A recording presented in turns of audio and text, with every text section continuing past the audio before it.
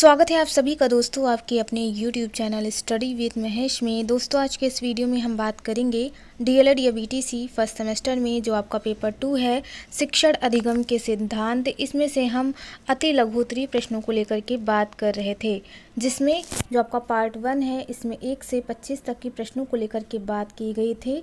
अगर मैं बात करूँ शिक्षण अधिगम के सिद्धांत नामक विषय की, तो ये आपका डीएलएड फर्स्ट सेमेस्टर के साथ साथ सीटेट, यूपी टेट या अदर स्टेट का जो भी टेट है उसके लिए भी इम्पॉर्टेंट सब्जेक्ट है। आप डीएलएड के साथ साथ अदर स्टेट के टेट के लिए भी से पढ़ सकते हैं। और बात की जाए इसके बहुविकल्पी प्रश्नों को लेकर के, तो स्टडी विद स्वाति पर आप बहुविकल्पी प्रश्नों को भी यानी वन लाइनर क्वेश्चंस को भी आप देख सकते हैं। वहां पर 1 से 50 तक की प्रश्नों को लेकर के बताया गया है। ठीक है, चलिए दोस्तों शुरू करेंगे आज के इस वीडियो को पार्ट 2 को। पार्ट 1 में हम 1 से 25 तक की प्रश्नों को लेकर के बात कर चुके हैं। 2 में हम 26 से स्टार्ट करेंगे। प्रश्न नंबर 26 है, अपूर्ण संप्रेषण एवं प्रभावी संप्रेषण में अंतर बताइए। जिसके प्रीवियस वीडियो में मैंने अपूर्ण संप्रेषण और प्रभावी संप्रेषण यानी एक तरफा संप्रेषण और दो तरफा या प्रभावी संप्रेषण को लेकर के बात की थी। अगर हम बात करते हैं अपूर्ण संप्रेषण की, तो यह आपका एक तरफा संप्रेषण होता है। इसमें क्या होता है कि एक सेंडर होगा, ठीक है, दूसरा क्या होगा, मैसेज होगा यहाँ पर यानी संदेश होगा और रिसीवर होगा। इतने के अलावा और चौथा कुछ भी नहीं होता है। ये अपूर्ण संप्रेषण या एक तरफा संप्रेषण कहलाएगा। यानी मैसेज भेजने वाला होगा, मैसेज खुद होगा और प्राप्तकर्ता होगा, उसमें कोई प्रभाव नहीं दिखेगा। जबकि प्रभावी संप्रेषण में क्या होता है कि पहला तो भेजने वाला हो गया, दूसरा मैसेज हो गया, तीसरा प्राप्तकर्ता हो गया और चौथा उस प्राप्तकर्ता का जवाब हो गया। ठीक है, तो इस तरह से वो दो तरफा संप्रेषण कहलाएगा यानी प्रभावी संप्रेषण।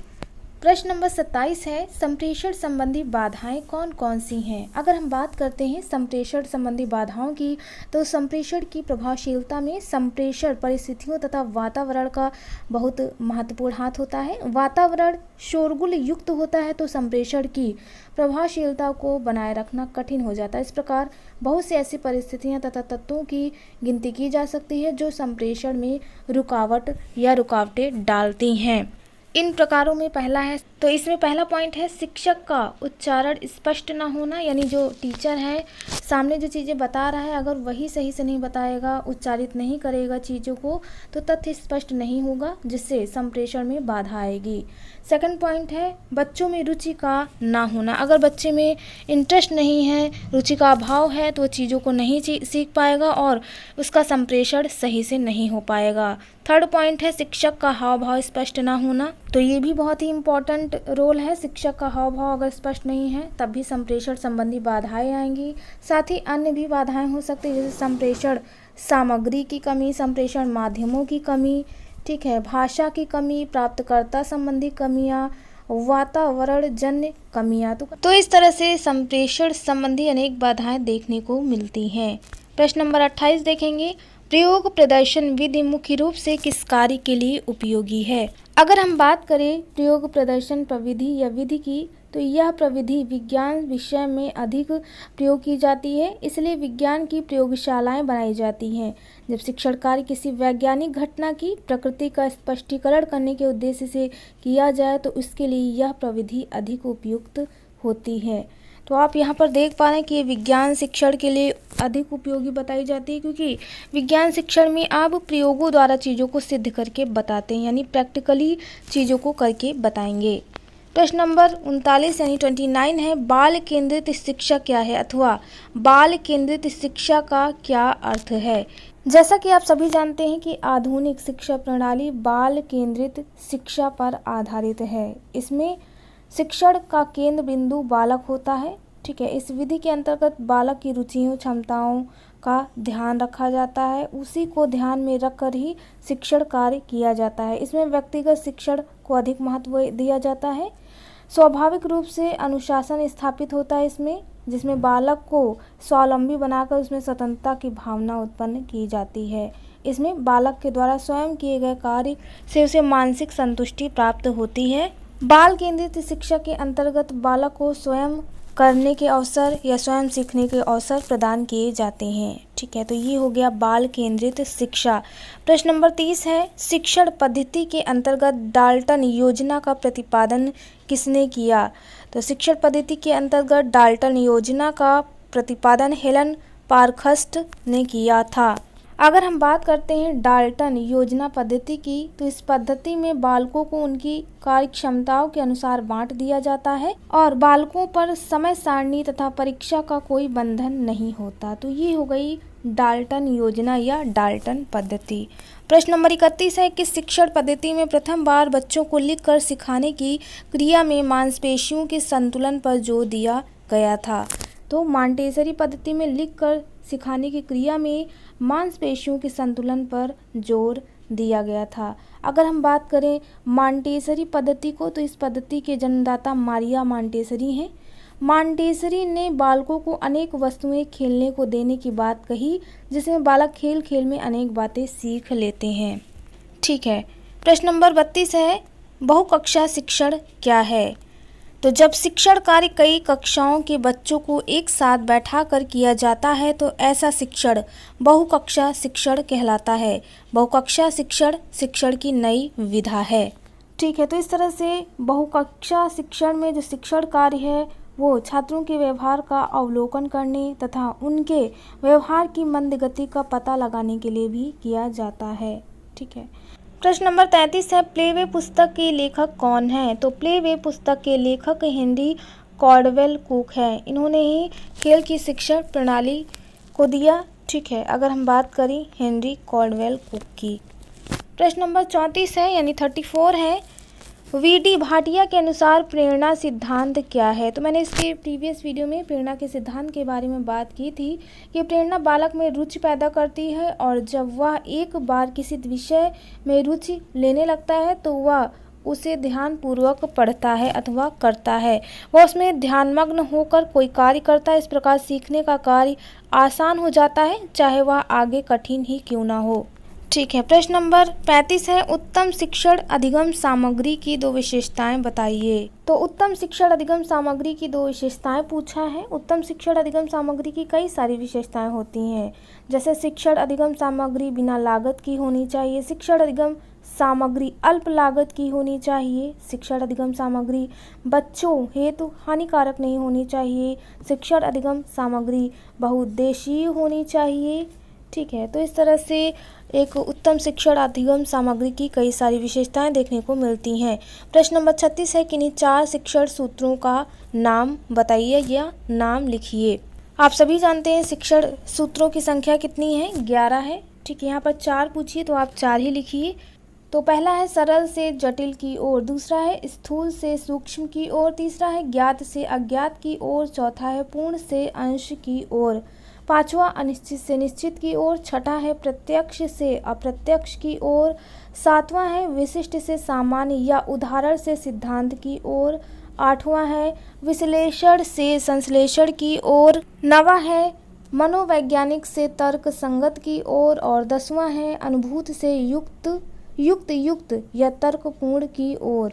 लास्ट है 11वां प्रकृति का अनुसरण। तो इस तरह से शिक्षण सूत्रों की संख्या 11 है। यहाँ पर 4 पूछी है तो आप 4 ही बताएंगे। प्रश्न नंबर 37 है, कहानी सुनते समय शिक्षक को किन किन बातों का ध्यान रखना चाहिए? तो कहानी सुनते समय या कहानी सुनाते समय यहाँ पर होगा, शिक्षक का संप्रेषण अच्छा होना चाहिए, उच्चारण शुद्ध व स्पष्ट होना चाहिए, कहानी की भाषा सरल व छात्र के मानसिक स्तर के अनुकूल होनी चाहिए। ठीक है, कहने का अर्थ है अगर एक शिक्षक कहानी सुना रहा है तो उसको इन सभी बातों का ध्यान रखना है, क्योंकि प्राथमिक स्तर पर बच्चों को कहानी और कविता का ही शौक होता है, तो इन बातों को आप विशेष ध्यान रखेंगे। प्रश्न नंबर 38 है, टीएलएम का पूरा नाम बताइए तथा इसकी उपयोगिता भी बताइए। अगर हम बात करते हैं टीएलएम यानी टीचिंग लर्निंग मटेरियल, शिक्षण अधिगम सामग्री आप इसे हिंदी में कहते हैं। जब भी आप एक कुशल शिक्षण व्यवस्था की बात करती हैं तो उसमें आप टीएलएम यानी टीचिंग लर्निंग मटेरियल का यूज़ ज़रूर करेंगे। टीचिंग लर्निंग मटेरियल आप सभी जानते हैं, तो इसमें आपका ऑडियो विजुअल एड्स यानी श्रव्य दृश्य सामग्री, श्यामपट्ट आ जाएगा यानी ब्लैक बोर्ड आ जाएगा, chalk, pointer, marker, duster, chart paper, model आ जाएगा, ठीक है। और पाठ से संबंधित सामग्रियां आ जाएंगी, ठीक है, निर्जीव सजीव जो भी आप यूज़ करें। तो इस तरह से टीएलएम में आप कई सारी चीज़ें यूज़ करते हैं अपने शिक्षण प्रक्रिया के अंतर्गत शिक्षण में नवीनता और कुशलता लाने के लिए। इसमें उपयोग दिया है टीएलएम द्वारा कक्षा शिक्षण कार्य को प्रभावशाली एवं रोचक बनाया जा सकता है, ठीक है। तो इस तरह से आप टीएलएम को अपने शब्दों में भी लिख सकते हैं। प्रश्न नंबर 39 है, सीखने में जब समस्या का समाधान अचानक आ जाता है तो वह सिद्धांत कौन सा होता है? तो यह सिद्धांत सूझ का सिद्धांत कहलाएगा। अगर हम बात करें सूझ के सिद्धांत की, तो इस सिद्धांत का प्रतिपादन वुल्फगैंग कोहलर इनके साथियों ने मिलकर, यानी जिसे आप गेस्टाल्टवादी के नाम से जानते हैं, ठीक है, 4 लोगों ने मिलकर किया था। अगर हम बात करते हैं सूझ के सिद्धांत की, तो इस सिद्धांत का प्रयोग जो है वन मानुष यानी जिसका नाम सुल्तान था उस पर किया गया था। यह पूर्ण से अंश की ओर शिक्षण सूत्र पर आधारित है। इस सिद्धांत को गेस्टाल्टवादी सिद्धांत के नाम से भी जानते हैं, सूझ के सिद्धांत के नाम से जानते हैं और अधिगम का समग्र सिद्धांत इसके नाम से भी जानते हैं। प्रश्न नंबर 40 है, पीटीए तथा एमटीए का पूरा नाम बताइए। तो पीटीए का पूरा नाम पेरेंट्स टीचर एसोसिएशन यानी अभिभावक अध्यापक संघ, और एमटीए का फुल फॉर्म है मदर टीचर एसोसिएशन यानी मातृ अध्यापक संघ है। तो ये फुल फॉर्म वगैरह आप ज़रूर याद कर लीजिए, एग्ज़ाम में कई बार पूछे गए हैं। प्रश्न नंबर 41 है, गतिविधि से आप क्या समझते हैं? तो गतिविधि व रुचिकर ढंग है जो अधिगम प्रक्रिया को रोचक बनाता है। गतिविधि द्वारा दिया गया ज्ञान स्थायी होता है। प्रश्न नंबर 42 है, शिक्षण कौशल से आप क्या समझते हैं?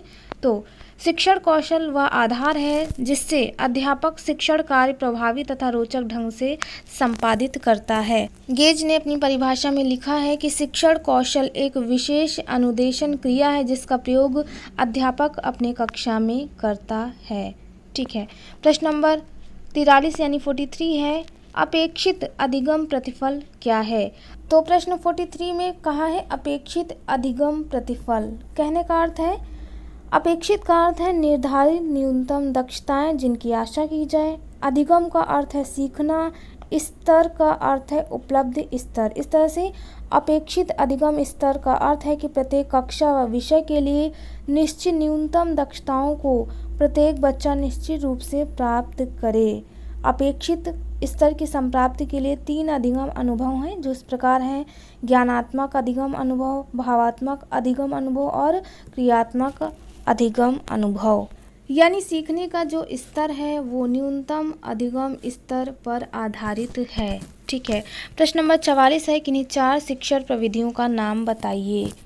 तो मैंने पिछले वीडियो में बताया था, शिक्षण प्रविधियां शैक्षिक क्रियाओं के संचालन का एक विशिष्ट अंग है। शिक्षण प्रविधियां कई प्रकार की देखने को मिलती हैं, जैसे प्रश्नोत्तर प्रविधि, वर्णन प्रविधि, स्पष्टीकरण प्रविधि, उदाहरण प्रविधि, प्रयोग प्रदर्शन प्रविधि, भ्रमण प्रविधि, गतिविधि प्रविधि, कहानी प्रविधि, विवरण प्रविधि, व्याख्यान प्रविधि। तो इस तरह से इन सभी शिक्षण प्रविधियों के प्रयोग से शिक्षण कार्य को रुचिकर बनाया जा सकता है, ठीक है। ये शैक्षिक क्रियाओं के संचालन का एक विशिष्ट अंग मानी जाती है। यहाँ पर 4 पूछे तो आप 4 बता सकते हैं अपने हिसाब से। प्रश्न नंबर 45 है, शिक्षण की किन्हीं 4 नवीन विधाओं का नाम बताइए। तो यहाँ पर पहला है बाल केंद्रित शिक्षण। मैंने बताया था कि आप बालक को केंद्र बिंदु मान करके शिक्षण प्रक्रिया को चलाएंगे। दूसरा है उपचारात्मक शिक्षण। इसमें क्या है, बच्चों की समस्याओं का पता लगा करके, ठीक है, कि उन्हें क्या दिक्कत है, क्या समस्या आ रही सीखने में, उसका उपचार करेंगे। तीसरा है दक्षता आधारित शिक्षण। दक्षता आधारित शिक्षण उस शिक्षण को कहते हैं जिसमें शिक्षक जब शिक्षण कार्य करता है तो वो विभिन्न गतिविधियों के माध्यम से टीएलएम का प्रयोग करते हुए बालकों में दक्षताओं का विकास करता है। लास्ट है सहगामी शिक्षण, और सहगामी शिक्षण के अंतर्गत जो पाठ के साथ साथ चलती हैं, ठीक है, ये हो गई सहगामी शिक्षण। तो इस तरह से यहाँ पर हमने बात की 45 नंबर प्रश्न को लेकर के। 46 यानी 46 है, टीएलएम के लिए कितनी धनराशि देय होती है? तो प्रत्येक विद्यालयों में टीएलएम के लिए 500 रुपये की धनराशि देय होती है। प्रश्न नंबर 47 है, बीआरसी का पूरा नाम क्या है? तो ब्लॉक संसाधन केंद्र बीआरसी का पूरा नाम है। 48 है, डाइट का पूरा नाम लिखिए। डाइट का पूरा नाम है जिला शिक्षा एवं प्रशिक्षण संस्थान। प्रश्न नंबर 49 देखेंगे, एनपीआरसी प्रमुख को क्या कहते हैं? तो एनपीआरसी का पूरा नाम है न्याय पंचायत संसाधन केंद्र। 50 नंबर प्रश्न है, एनपीआरसी प्रमुख को क्या कहते हैं? तो एनपीआरसी प्रमुख को संकुल प्रभारी कहते हैं। इन सभी को डिटेल में लेकर के बात नहीं कर सकते क्योंकि टाइम बहुत ज़्यादा लग जाएगा, ठीक है। यहाँ पर इन सभी के फुल फॉर्म को आप ज़रूर याद कर लीजिए क्योंकि एग्ज़ाम में सिर्फ फुल फॉर्म पूछता है और ज़्यादा कुछ भी नहीं। प्रश्न नंबर 51 है, ग्राम शिक्षा समिति का अध्यक्ष कौन होता है? तो ग्राम शिक्षा समिति का अध्यक्ष जो होगा वो ग्राम प्रधान होगा, जबकि सचिव प्रधानाध्यापक होगा, ठीक है। प्रश्न नंबर 52 है, ग्राम शिक्षा समिति का सचिव, देखिए यहाँ पर पूछ लिया है कौन होता है, तो ग्राम शिक्षा समिति का सचिव प्रधानाध्यापक होता है।